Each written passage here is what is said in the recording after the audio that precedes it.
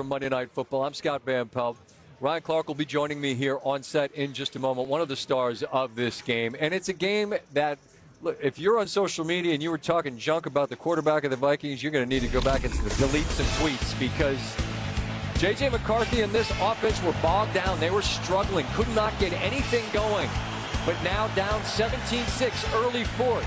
McCarthy delivers a strike to Justin Jefferson.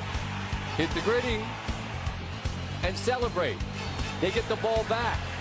Next drive, Aaron Jones, an excellent route, and McCarthy hits him, and in a blink of an eye, stunningly, Minnesota has the lead in this game. Their defense continues to put the pressure on Caleb Williams, and they get the ball back again, and here goes McCarthy. I'll do it myself.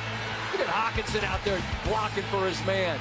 And McCarthy becomes the first player in NFL history to account for 3 touchdowns in the fourth quarter of his NFL debut. Kevin O'Connell, his head coach, roaring as Minnesota wins not just a game, not just their quarterback's debut as a starter, but a divisional game, and that means so much in the National Football League, as we know. We head up to the booth and visit with Joe Buck and Troy Aikman.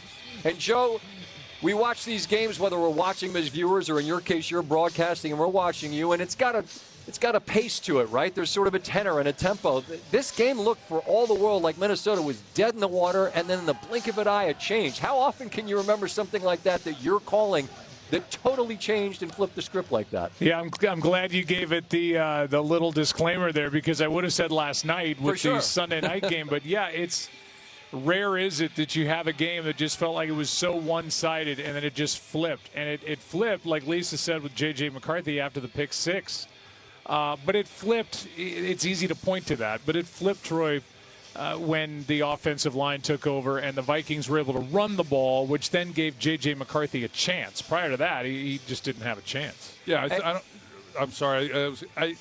I think what happens, and J.J. McCarthy has been in some big games, and he understands that it's not always going to go in your favor, and he hung in there as you would hope that he would do. But still, Kevin O'Connell did a nice job. Like Joe said, they got the running game going. They had some good fortune along the way. The defense made some stops. It was a collective effort. But for the young quarterback to hang in there like he did, that was an impressive night. Troy, our guy Swag, Marcus Spears asked you on Countdown, will there be a moment when you see it's something that tells you, okay, the light's coming on, it's slowing down, it clicked, and how much, as you alluded to and Joe mentioned, the running game, that gave him the time to use play action, but was there a moment that you think, all right, everything's starting to slow down for this young man? Not so much a play, because even the pick six obviously was a devastating blow to their chances of winning this football game. But when they got the running game going, you saw him start to at least slow down a little bit and then start delivering the football and getting the ball down the field to Justin Jefferson, and some of the throws that he was able to make. Of course, Aaron Jones there for the touchdown. But it was really not until the fourth quarter that I think he would tell you that he really got comfortable with the pocket. And the running game will do that. And it's why this team, they tried to upgrade that position, which they did. They need more of a running game for a lot of reasons, one of which is being the fact that he is just a second-year player making his first NFL start. But if you're going to compete in the NFC North, you better be physical up front. So there was a lot that went into that decision. Joe, I mentioned on Countdown that I believe Chicago is not a good sports town. It's a great sports town. And as this game ends and you're calling the last moments of it, boos are raining down here in Soldier Field. It started as well as it possibly could. A drive for a touchdown on their first drive. They were one of 3 teams last year that didn't have one. And it started that way and it ends this way. What's your sense of what Chicago, where they go after this opening game that started with such promise and ends with yet another home loss, now 6 in a row going back to last year? I don't want to speak on behalf of a city, but I think that this feels different. This feels like, okay, yeah, they lost the game. Caleb Williams looked like a more poised quarterback. They've got Ben Johnson. This is the start. And I think Bears fans think, and I think rightfully so, that this is the beginning of something exciting with the Chicago Bears. It wasn't going to be in 1 week. It's going to be a chunk of the season, maybe an entire season. But they have to know coming out of this 2025 season that they've got their head coach. They know that. but do they have their quarterback? And I think tonight, for the most part, we saw an improved Caleb Williams who started 10 for 10. There was a lot of good stuff going on. They had the game in their hand, and then they had the penalty on the intentional grounding. They had a holding call, and all of a sudden they're backed up, and the thing flipped. But I don't think Bears fans are going to give up on this new plan. No, nor should they. And they're telling me we got to go. I'm just interested, Troy, as a quick thought. Do you share that sentiment that, like, it ends, obviously, no one wanted it to be a loss, but there's enough positives in there to build moving forward? I do. I do. I think they've got the right staff, and there's a lot of optimism right now. It looked good for a while. This is going to be a tough loss, of course, but I do think this is different. I think fans will feel different, even though this is a devastating loss as they've experienced at other times. Yeah, I would agree with what Joe said. Man, always great to be with you. Look forward to doing it throughout this season. We'll talk again next week. Travel safe. You too, Scott. See you, Scott. Appreciate it. Joe Buck and Troy Aikman on the call here from Chicago as Minnesota down 17-6 and looking listless. Leave here with a victory. What do the next 5 weeks look like for both sides? Well, it's a couple of home games for Minnesota. They'll be chanting Skol with Atlanta and Cincinnati coming into town. Then it's trips on the road to Pittsburgh and Cleveland. It's another divisional game for Chicago. They head to Detroit. Lions will be in a foul humor after yesterday's clunker at Lambeau as the Packers won convincingly. You see the rest of their schedule over the course of these next 5 weeks. Really a remarkable fourth quarter for McCarthy and the Vikings. More post-game coverage from Soldier Field. The opportunity to be here before the games, you feel the atmosphere. You understand that this is not just a regular game. Now, they'll all tell us that in the interview. It's just this week and this opponent. But when Monday night comes, when I was playing for Dallas, Monday night football is a big deal. So I think for this kid, more importantly, it's to that point, JK. And I always love hearing your insight because you had two young quarterbacks that had to play in primetime games, big games.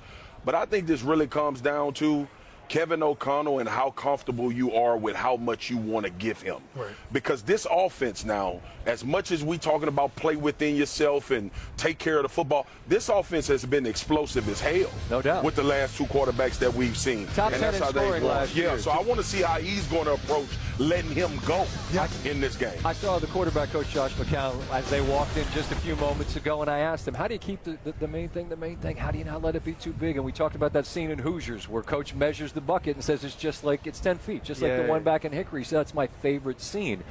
And Ryan, during preseason, he got to play, but it's 44 snaps. That's how much tape you get to look at. What do you see there? First off, this ain't Hickory. Exactly. Right? That's Chicago, Illinois, baby. It's the Windy City. This is Soldier Field. This is the place where we watch legends play. But J.J. McCarthy can't let it be that. J.J. McCarthy has to make it feel like I'm at practice. And this is what we saw from him early last preseason when he was tracking to be the starter. We're going to get play action pass. And now you're going to see that Kevin O'Connell makes sure that there are routes going across the field to his face. He stands into the pressure, makes a great throw on the crosser. He's also going to utilize the outside of the field where he gets easy read. All we're getting here is China 7, right? So he has to read the low corner in cover 2. The corner's going to bite on the China route. He knows he can get the football behind him to the post corner in front of the cover 2 safety. Now, this was one of my favorite plays from one of the first times we got to see JJ. Watch him go through his progression. He's going to start to the bottom of the screen here. He doesn't have an opportunity to throw the ball. As the pressure comes, he steps up. Look at the eyes of the linebackers on JJ McCarthy. Watch him thread this ball in between both of the hook players. JJ McCarthy got the stuff. The thing about what JK is saying, what Marcus is saying is, yes, it becomes just another game at some point. It's about how quickly it becomes that. You'll have the energy, you'll have the excitement, you'll have the butterflies. Maybe it takes a hit. And then once you get that hit, it's like I'm just playing the same game I've always loved to play. You said it well. We're not in Hickory. We're in Chicago, Illinois. It's a divisional game to start his NFL career here on Monday Night Football. Great to be back with our friend Adam Schefter. And Adam, it's nice to have Justin Jefferson to throw the football to. Some questions about who else Minnesota has at their disposal in terms of receivers. But as for the men that will try to prevent them from passing the ball, who's available in the Chicago secondary?